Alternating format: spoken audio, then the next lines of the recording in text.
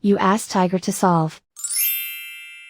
This deals with linear equations with one unknown. The final result is x equals 29/35. Let's solve it step by step. Group all constants on the right side of the equation. Add 2/5 to both sides. Combine the fractions. Combine the numerators. Reduce the zero numerator. Simplify the arithmetic. Find the lowest common denominator.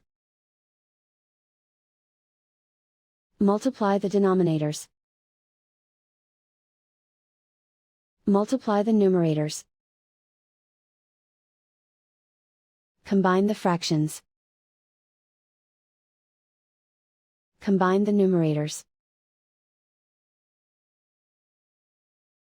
And so the final result is x equals 29/35.